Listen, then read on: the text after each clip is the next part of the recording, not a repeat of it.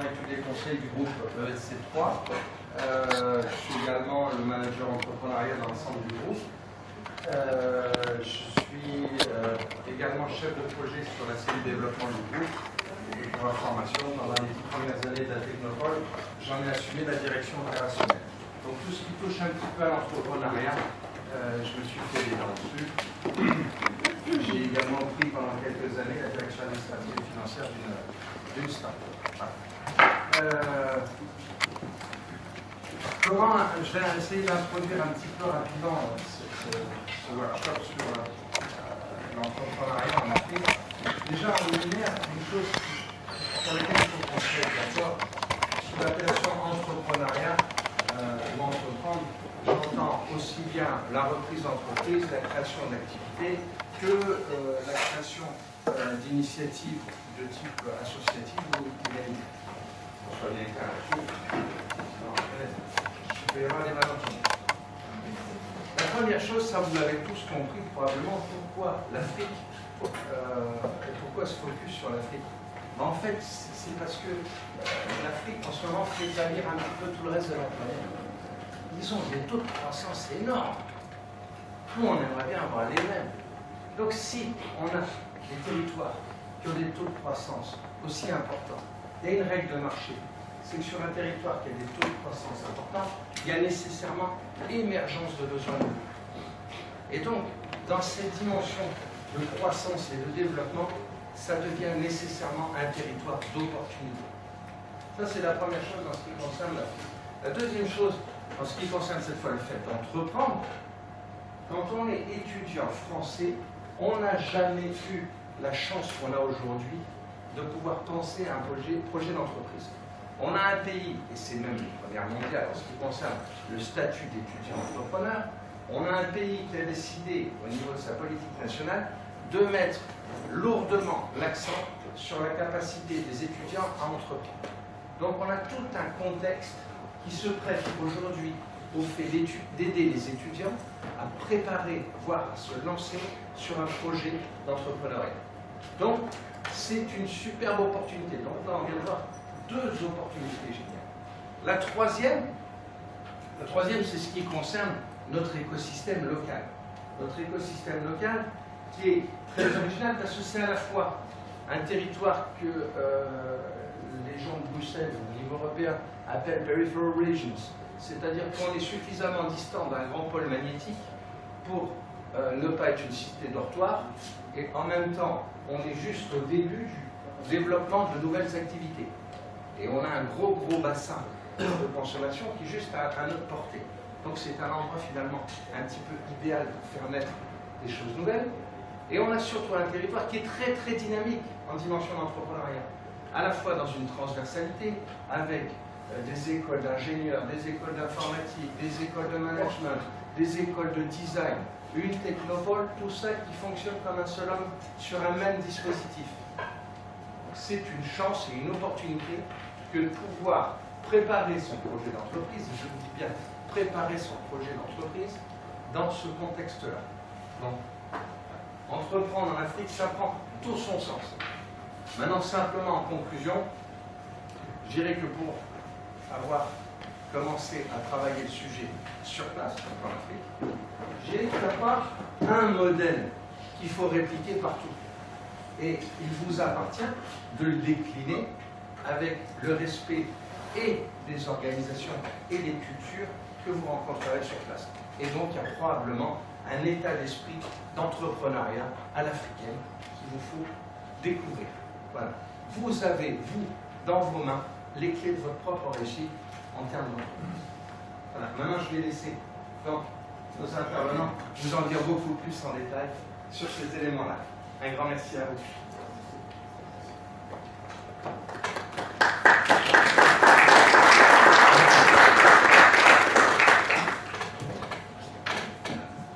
Bonjour, merci beaucoup Jean-Michel.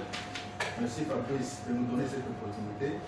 Je vais peut-être commencer par me présenter rapidement et puis après vous donner l'essentiel de mon message. Je m'appelle Abdel Wango, je suis enseignant-chercheur à l'UEC3 depuis 2009. Et avant, j'ai travaillé dans des entreprises en Afrique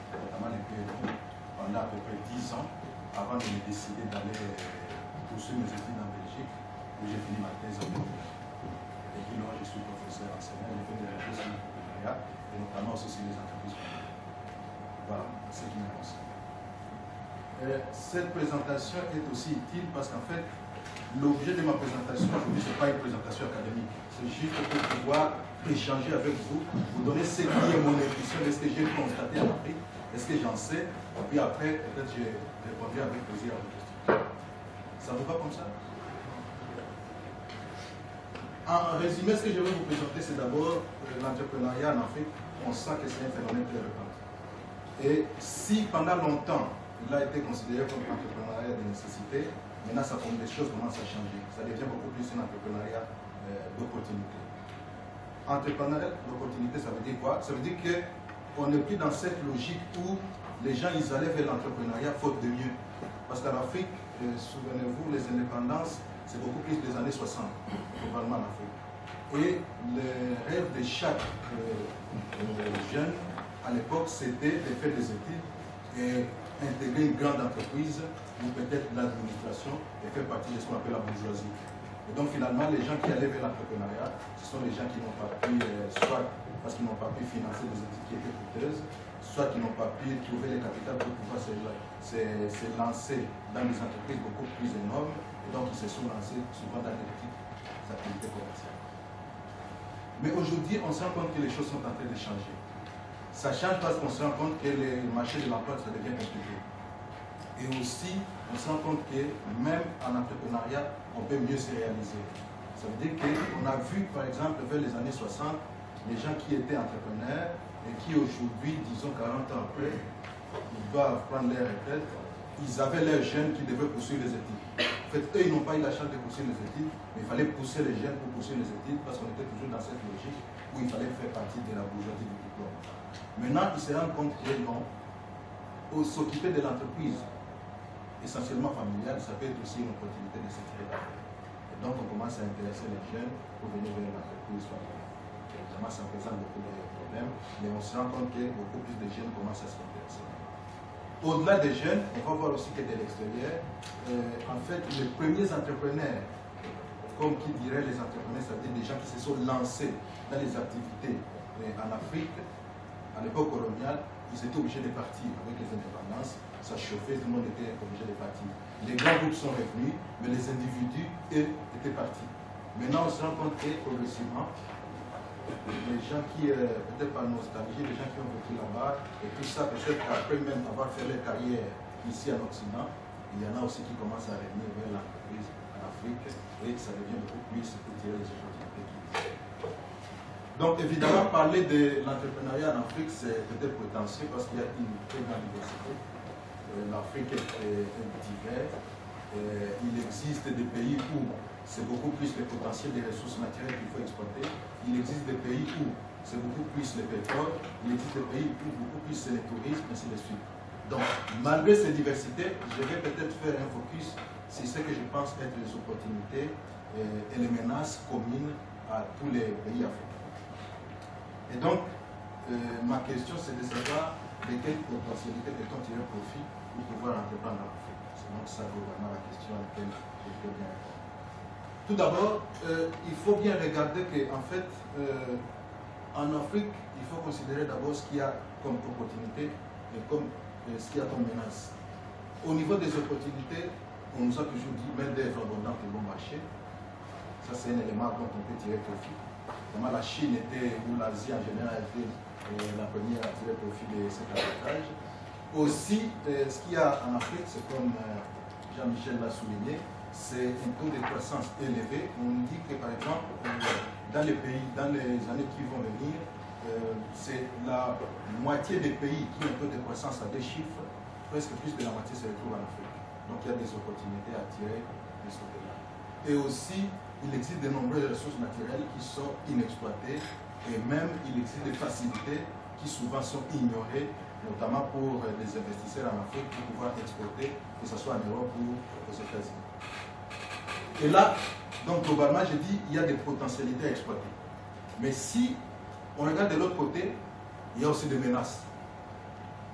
Parmi les menaces, on vous dit l'étroitesse du marché, notamment la demande n'est pas solvable, c'est-à-dire qu'évidemment il y a la population et la population qui est essentiellement jeune, et on vous dit ça pose un problème des revenus, ce qui fait que c'est très difficile de trouver de la clientèle en Afrique.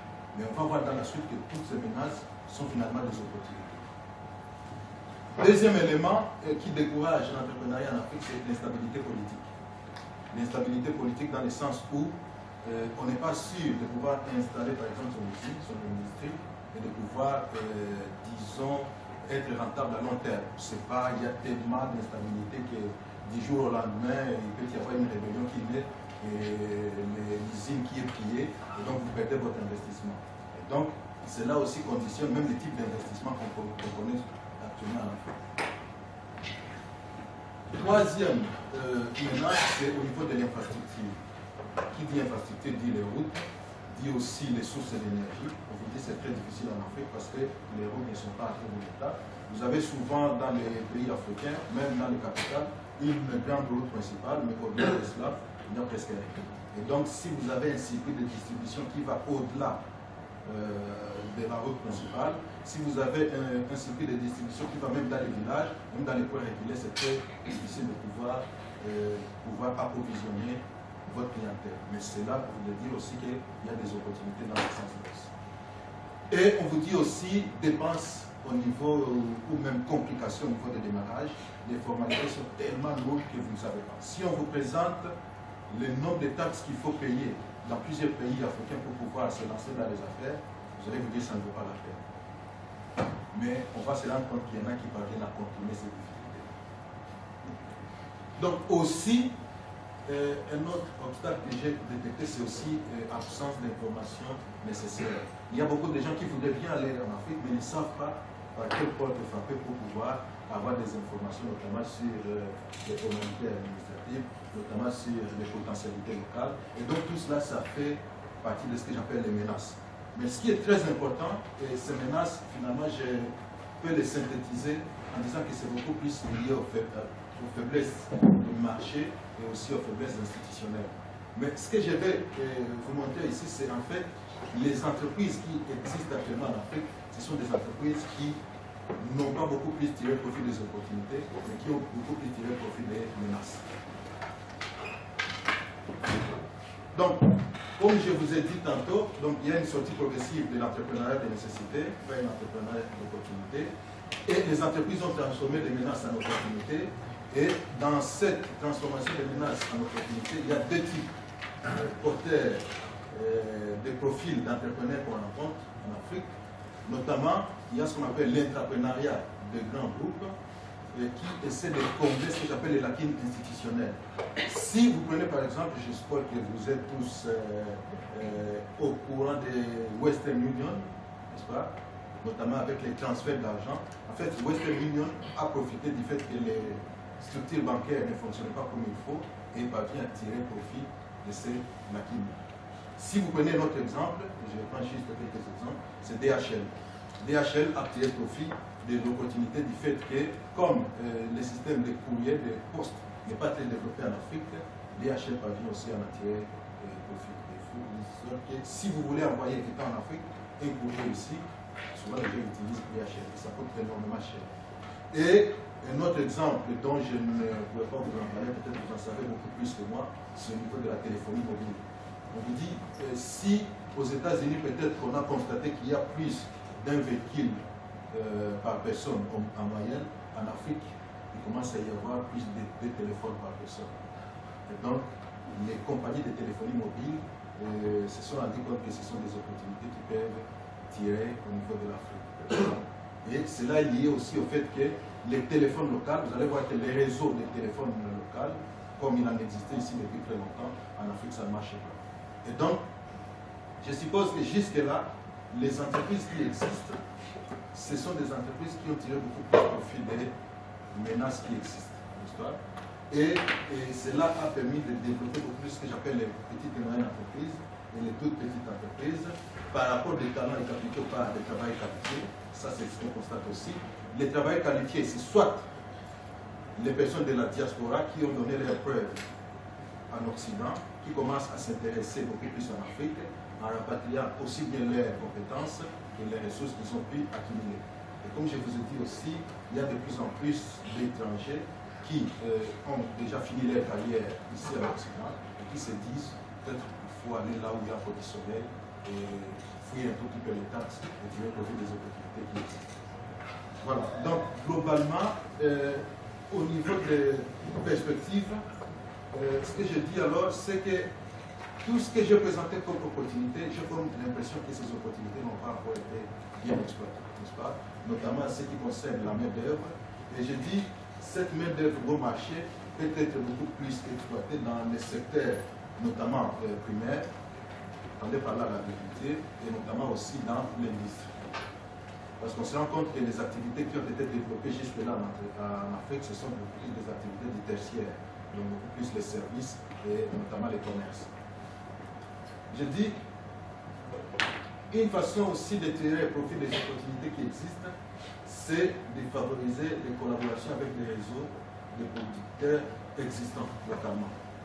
Parce qu'évidemment, comme il n'y a pas d'information, si vous voulez investir en Afrique, la meilleure façon de faire, c'est de pouvoir vous appuyer sur des personnes qui sont là, qui savent un tout petit peu comment se tirer d'affaires.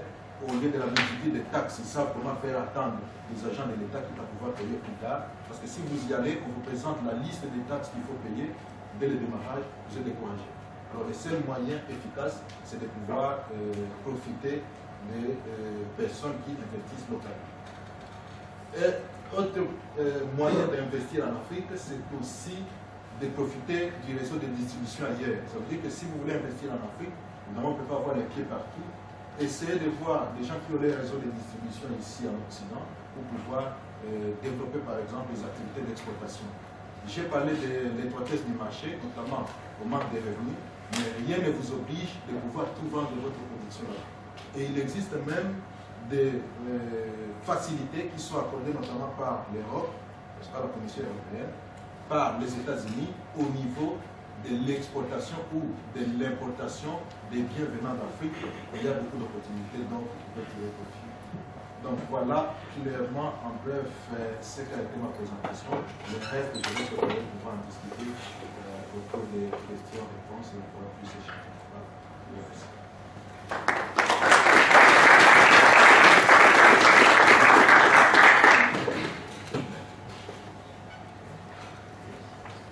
On va enchaîner les présentations comme ça, après on va poser les questions en même temps. Et ça sera beaucoup plus efficace. Je ne pense pas que je vais vous imposer un PowerPoint sur ce qui est le CIAN. Mais bon, je vous ai donné la documentation. En fait, le CIAN, c'est le regroupement de 1000 entreprises françaises qui ont investi en Afrique subsaharienne. Donc, c'est un réseau d'entreprises privées qui a été fondé par M.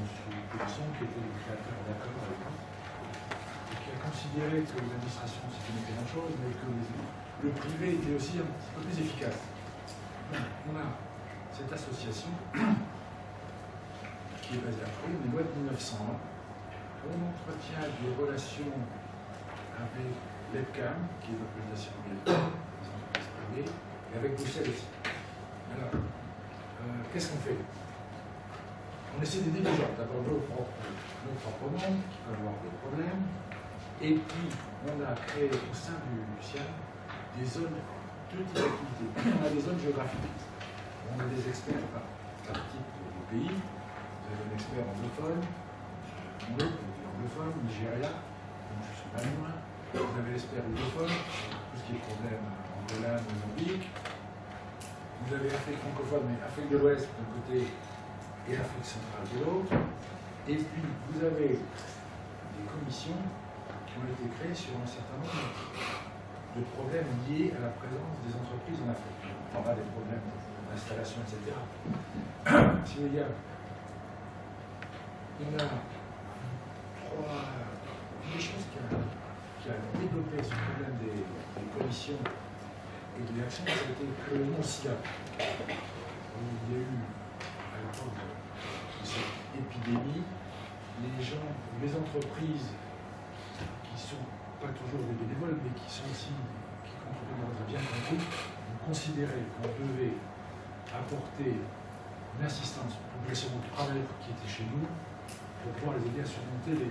Donc il y a eu la commission qu'on a appelée SIDA, le HPCD, sous l'égide de la CFAO à l'époque. Et puis du coup, ça s'est développé au niveau d'un truc santé.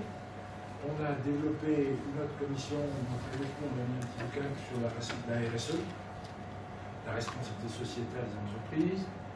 On en a une autre, on en parlera beaucoup aussi, qui est comment résister aux tentatives d'extorsion de fonds et à la corruption, ce qui est souvent le problème pour l'Afrique, mais je vous rassure tout de suite, ce n'est pas que l'Afrique qui est concernée, même si elle est concernée, il n'y a pas que l'Afrique, malheureusement. Et puis, on a aussi quelque chose qu'on essaie de faire avec les universités pour mettre en accord, essayer de mettre en adéquation les besoins de formation des entreprises dans les différents pays africains et les instituts ou les écoles qui sont installées sur place. Donc, on a apporté un support à la fois avec des universités françaises, ou à travers, ou anglaises, et on est en train de s'en mettre à partir de l'Afrique centrale. On a obtenu des financements de la communauté européenne pour développer ce projet. On est aussi mis pas en cause, mis sous pression par M. Zinzou pour un grand projet qui est présenté avec VDI. Donc on est partenaire du projet d'aide de M. Zinzou. Voilà grosso modo ce que fait le CIAN. À partir de là, il y a quelque chose que je voulais dire, parce que les amis africains, en majorité africaine, je n'aime pas le mot de contraire, on dit toujours l'Afrique. Moi ça me gêne parce qu'il n'y a pas une Afrique, il y a des pays africains. Et j'ai eu la chance de pouvoir travailler dans pas mal de pays, du Sénégal au Nigeria, en passant par le Cameroun, le Tchad, le Congo, etc. Et donc chacun de ces pays a ses spécificités. Et quand on veut entreprendre, je crois qu'il faut d'abord savoir où on veut entreprendre et qu'est-ce qu'on veut faire, ça c'est évident. Mais comment on peut entreprendre et dans quel pays on veut faire. Et à faire en fonction de chacun du pays dans lequel on veut aller ou des pays dans lesquels on veut s'impliquer, il faut regarder les spécificités. Il y a, alors en dehors des taux de croissance qui sont bons, qui varient entre 5 et 8 suivant les pays, je suis d'accord, le reste du temps, le Sénégal n'a rien à voir avec le Cameroun, on ne ferait pas les mêmes choses dans les deux pays, et la mentalité des ethnies différentes. En plus, on bénéficie ou beneficier de ce que j'appelle les frontières coloniales, qui ne tiennent absolument pas compte des ethnies et des liens familiaux et des implantations ou des ethnies. Donc vous pouvez avoir la même ethnie et être malien, sénégalais ou mauritanien. Et vous comprendrez mieux parce que vous êtes la même ethnie et vous parlez le même langage. Donc là, il y a ce côté très spécifique. Donc, je ne peux pas avoir des pays comme l'exaïr, où là c'est encore différent, mais au Brésil, on travaillait pas à Brazzaville de la même façon qu'on travaillait à Batoire, dans le même pays, parce que les deux populations sont complètement en conformité. À partir de là, moi je suis là pour répondre à toutes les questions que vous voulez souhaiter. Je vous laisse les bouquins. Si je vous impose les diapos avec les règles du jeu pour investir en Afrique, je pense que ça va être un peu long. Mais je suis à votre disposition.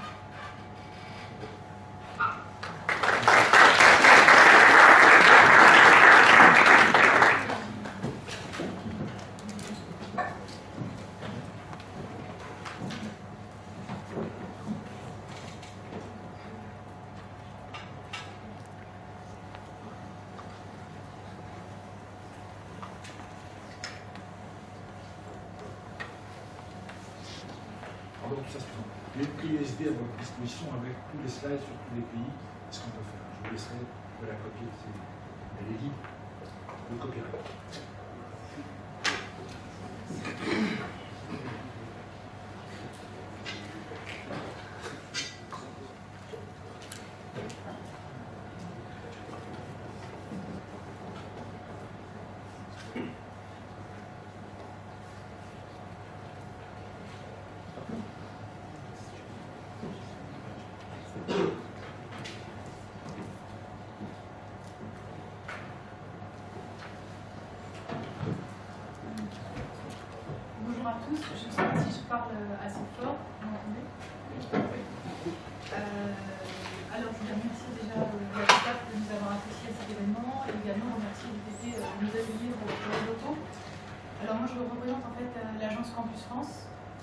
Que peut-être bon nombre d'entre vous connaissent, puisque nous avons des espaces Campus France répartis un peu partout dans le monde.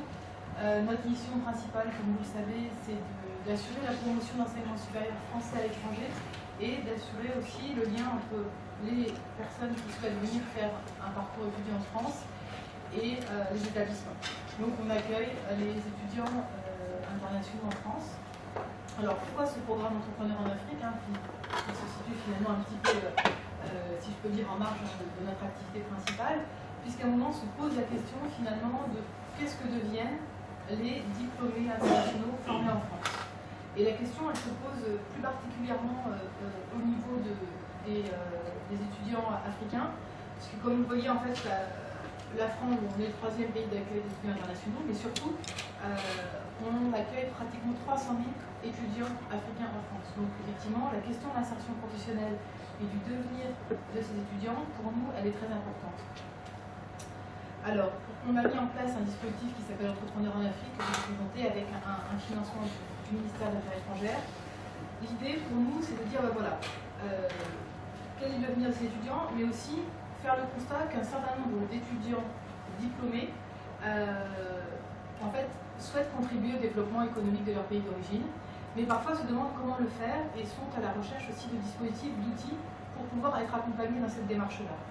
Donc on a mis le programme Entrepreneur en Afrique en place, qui se situe en complémentarité de ce qui se fait déjà en matière d'appui à la création d'entreprises, à la fois par les pays africains qui mettent en place des politiques et des actions en ce sens-là, mais également en complémentarité des dispositifs qui peuvent être mis en place dans le cadre de la coopération.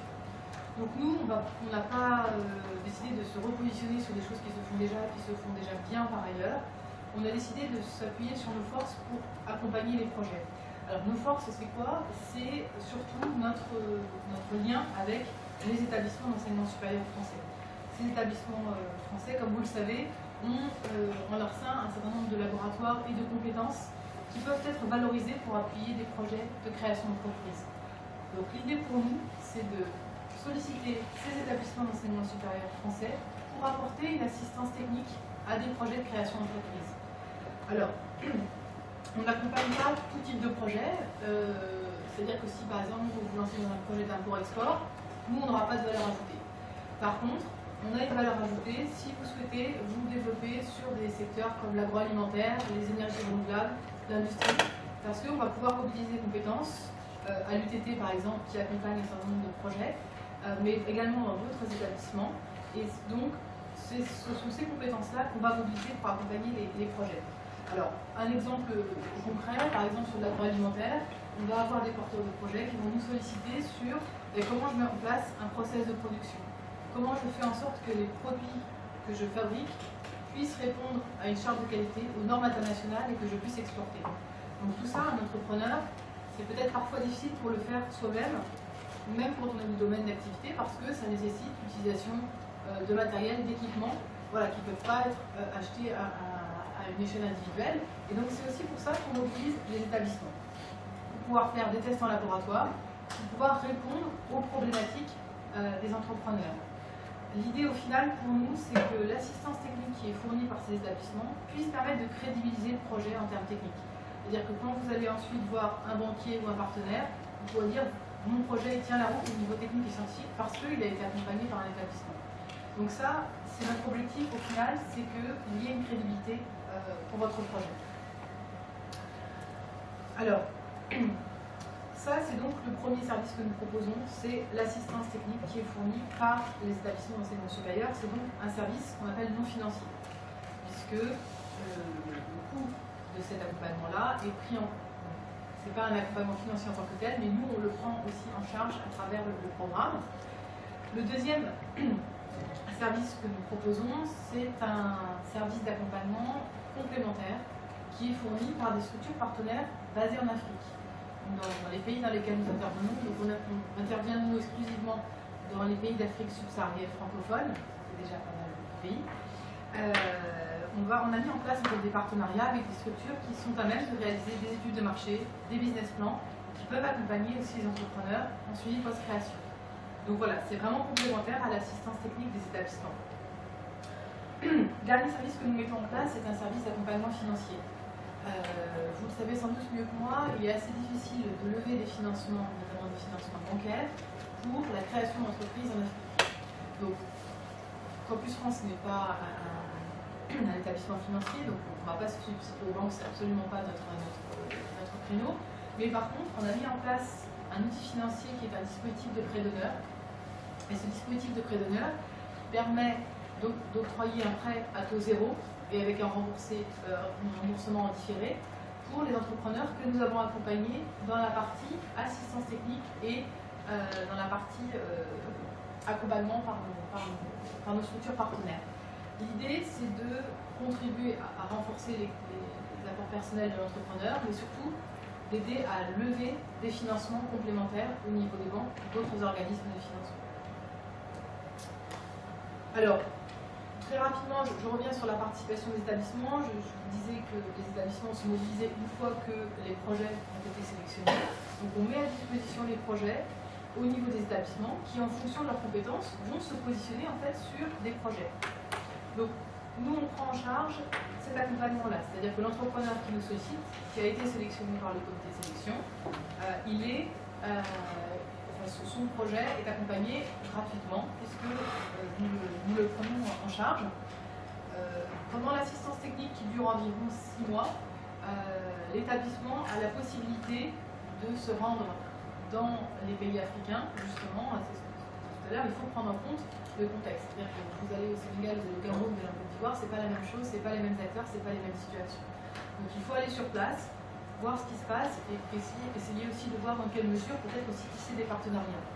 Donc ça c'est également pris en charge dans le cadre du programme et parmi vous aussi certains ne sont pas forcément des entrepreneurs mais sont des personnes qui sont intéressées par accompagner des projets. À partir du moment où par exemple l'UTT répond favorablement à l'accompagnement d'un projet, vous pouvez être amené à participer à l'accompagnement de ce projet dans le cadre d'un projet scientifique par exemple. Et vous avez aussi la possibilité justement de vous rendre dans un pays africain, c'est aussi une opportunité pour vous. Donc voilà, vous pouvez la saisir. Alors, j'ai parlé tout à l'heure de nos structures partenaires qui sont assez différentes en fonction des pays. Ça peut être des structures associatives, ça peut être des cabinets, ça peut être des structures publiques ou parapubliques. Voilà, l'idée pour nous, c'est de mettre en place ces partenariats pour que sur place, l'entrepreneur ait aussi un interlocuteur qui puisse l'accompagner sur, comme on dit tout à l'heure, les études de marché, les business plans, parce que quand vous êtes ici, c'est pas évident d'avoir des informations sur le marché dans tel ou tel pays. C'est même parfois très difficile. Donc l'idée pour nous, c'est aussi de pouvoir ouvrir cette porte-là pour que vous ayez aussi des informations qui vous permettent de monter un business plan, de monter une étude de marché qui tienne la route. Alors, j'ai parlé aussi de l'accompagnement financier. Donc, nous, on peut octroyer un prêt qui peut servir de levier pour obtenir des financements. On essaye aussi, dans la mesure du possible, de faire de l'intermédiation bancaire, c'est-à-dire de mettre en relation les entrepreneurs qui ont obtenu le prêt que nous avons accompagné avec des établissements bancaires au niveau des pays concernés. Donc voilà, c'est aussi un appui que l'on peut fournir et qui est utile aux entrepreneurs qui se lancent. Alors, quelques chiffres sur le programme. On a démarré en 2009. On reçoit énormément de demandes. Alors, vous voyez 300 demandes par an et ensuite vous voyez 60 projets sélectionnés.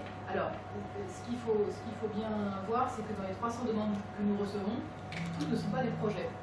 Il y a aussi des demandes qui sont juste des idées, voilà, mais qui ne sont pas formalisées.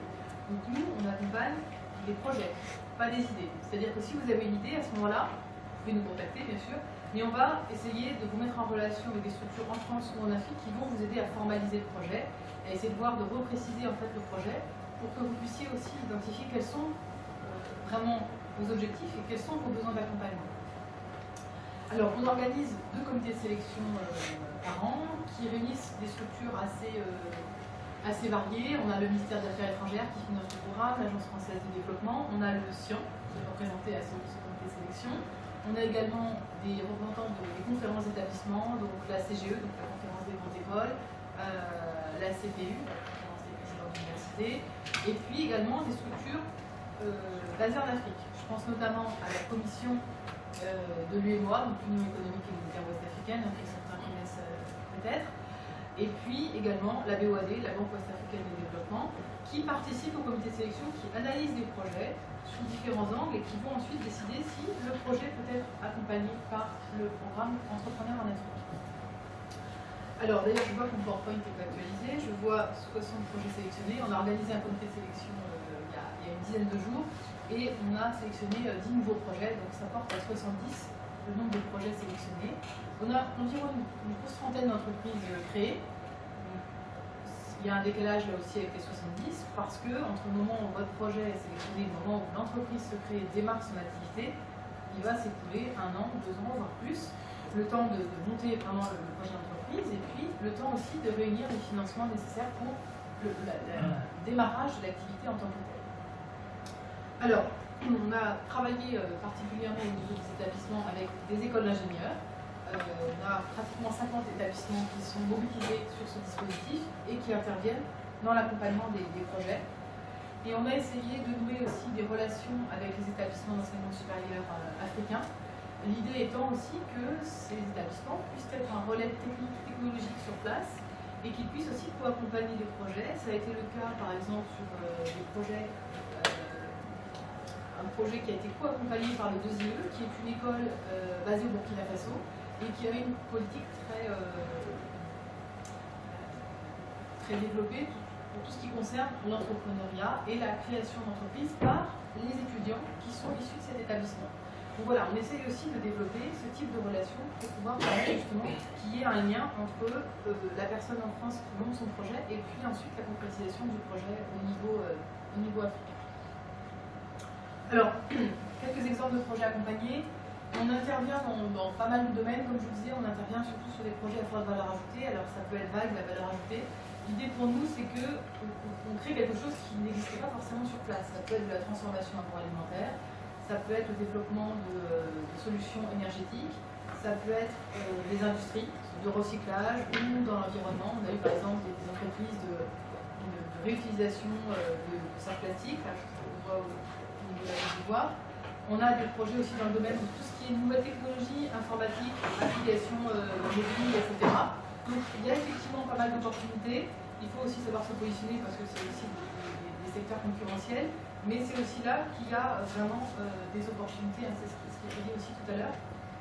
Donc on intervient nous sur tous les domaines où il y a vraiment une nécessité d'accompagnement technique scientifique.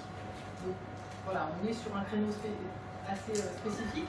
Mais c'est aussi notre valeur ajoutée, donc c'est pour ça qu'on se cantonne à ce domaine-là.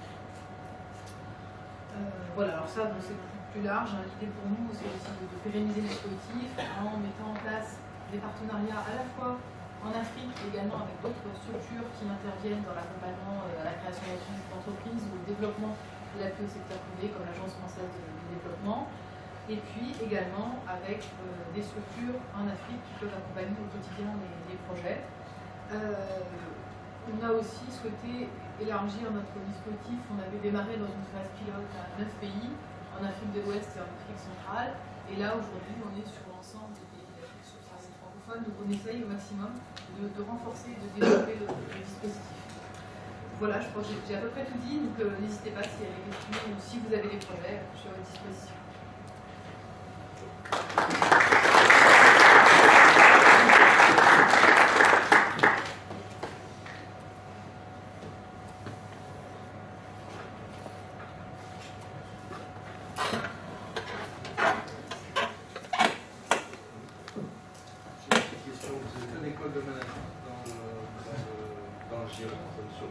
Alors oui, on nous pose souvent cette question-là. Alors, c'est vrai qu'au départ, on a mobilisé fortement les écoles d'ingénieurs, justement sur les aspects techniques et scientifiques. L'idée étant aussi de s'appuyer sur les compétences existantes en Afrique, les cabinets ou les associations, les structures en Afrique, pour pouvoir apporter cet accompagnement complémentaire. Alors ça n'exclut pas effectivement que des établissements, voilà, des écoles de management, s'ils sont intéressés, puissent aussi participer au dispositif. Quelles sont les conditions? C'est de manifester la volonté J'en ai pas parlé, c'est vrai, vous avez raison. Alors effectivement, si vous avez des projets, vous me contactez moi ou mon collègue, puisqu'on est deux sur ce dispositif. en nous disant un petit peu ce que vous voulez faire, quel est le projet que vous voulez monter. Donc ça, c'est la première démarche. Ensuite, nous, on organise un entretien, une rencontre. Donc, on est basé à Paris, mais on peut aussi, si c'est possible, faire par téléphone. On organise une rencontre pour échanger sur le projet, voir si votre projet est éligible. Alors, il y a plusieurs conditions d'éligibilité. Je dirais que la première chose, c'est que le projet concerne une création d'entreprise en Afrique subsaharienne. Deuxième condition, c'est que vous soyez un diplômé africain d'enseignement supérieur français. Et puis, troisième condition, c'est que le projet nécessite un accompagnement technique. Et ensuite, à partir de ce moment-là, on vous demande donc de déposer un dossier. Ça se fait à travers un formulaire qui est en ligne sur l'intranet de notre site. Donc vous avez un formulaire à remplir avec des questions assez classiques, j'allais dire, sur tout ce qui est projet de création d'entreprise. Et ensuite, nous, on fait l'instruction, on vous accompagne à déposer le projet. Et ensuite, ces projets-là sont transmis au membre du comité de sélection.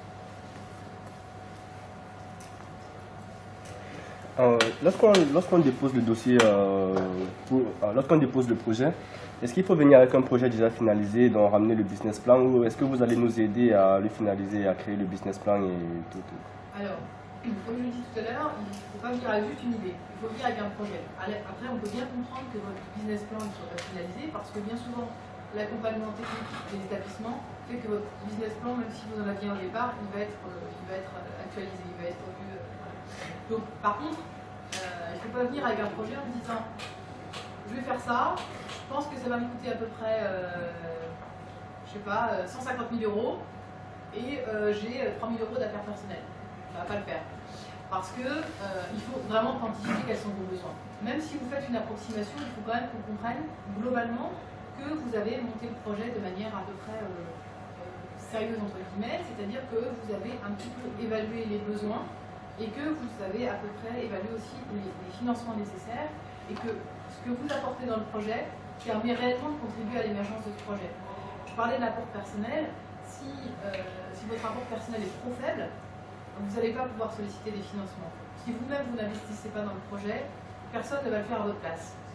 C'est comme si vous deviez participer à un projet, si vous voyez que l'entrepreneur il n'est pas vraiment investi dans son projet, vous n'allez pas l'accompagner.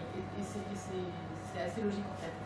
Donc, il faut effectivement un apport personnel minimal pour le projet. On vous aide à chercher des financements complémentaires, mais il faut effectivement que dans le business plan, il y ait une cohérence globale du projet. Et on peut vous accompagner effectivement à retravailler le projet. Hein. C'est-à-dire qu'on ne vous demande pas de ne pas déposer le dossier et puis directement le place en comité. On vous accompagne à le peaufiner, à le préciser, à le clarifier aussi pour que votre dossier soit le plus clair possible au moment du passage dans le comité de sélection. Et je pense aussi, en fait, c'est là où peut-être qu'il peut y avoir des synergies entre ce que l'ITT et ce que nous faisons à l'École supérieure de commerce. Parce que moi, par exemple, je m'occupe de transformer des idées en projets. Évidemment, ce ne sont pas des projets qui sont déjà prêts à être financés, mais au moins c'est formalisé. Et ça présente une base de discussion pour pouvoir échanger avec les financeurs possibles. Comme vous avez dit, madame, c'est tout à fait normal que souvent, on vous demande d'avoir un minimum d'engagement aussi, même 10%. Ça montre que vous tenez au projet, que vous, voilà. Ça peut être important. On pourra discuter avec Jean-Michel pour voir s'il y a des collaborations possibles dans ce sens-là. Moi, ma spécialité, c'est une fois qu'on a le projet, c'est d'aller chercher l'argent. Par contre, moi, ma spécialité, c'est de transformer l'idée en projet. Moi, je n'ai pas d'idée. C'est vous les idées. J'ai une question pour vous. Vous avez parlé tout à l'heure de l'ITT qui pouvait demander un projet des conditions, vous proposez des projets, ou les projets ils sont forcément proposés par les étudiants. Ah oui, alors effectivement, je me suis mal expliqué. Les porteurs de projets sont des individus. C'est-à-dire que ça peut être un étudiant de l'UTT, ça peut être une personne diplômée, voilà, c'est des personnes individuelles. Maintenant, une fois que les projets sont sélectionnés, on les transmet à nos établissements partenaires qui vont voir s'ils peuvent les accompagner. Donc au niveau de l'UTT, on a une personne ressource qui se charge un peu de regarder justement les projets et ensuite de voir est-ce puisque ça peut être accompagné par les équipes de l'UTT, c'est M. Bouzidi. Et donc lui, si par exemple il dit, ben voilà, on peut accompagner ce projet, il va pouvoir mobiliser des étudiants pour l'accompagnement du projet. Donc là, effectivement, vous pouvez, en tant qu'étudiant, vous pouvez être à la fois entrepreneur, proposer un projet, et vous pouvez aussi être accompagnateur d'un projet, dans le cadre d'un projet retenu par l'UTT. Dans ce cas, si on a un accompagnateur, concrètement, on fait partie du projet. Oui, vous faites partie, vous êtes partie prenante de la structure d'accompagnement, entre guillemets, qui est l'UTT par rapport à ce projet-là. Donc effectivement, vous accompagnez l'entrepreneur à trouver des solutions techniques à cette problématique initiale, donc effectivement, vous prenez part au projet. Oui, tout à fait. Peut-être une question qu'il n'ose pas poser, mais que j'aimerais poser à sa place. Est-ce qu'on est payé? Ah oui, là, ça c'est le nerf de la guerre. Est-ce qu'on est payé? Non, c'est pas forcément payé, mais est-ce qu'on fait vraiment partie du projet ou c'est juste. Je dirais que. Ah, moi je pensais que l'argent vous intéressait. Je répondre aux deux questions. Moi, ça m'intéresse là. Si vous voulez, l'intérêt justement du dispositif entrepreneur en Afrique, c'est que l'entrepreneur n'est pas à débourser 40 000 € pour faire une étude technique. Si, ça existe, hein, il y a sûrement des cabinets qui peuvent le faire, moi, nous n'avons pas les seuls sur cet appui-là. Si c'était ça qu'on voulait faire, on ne le ferait pas, parce que ça existe déjà, on est une structure publique, on n'a pas vocation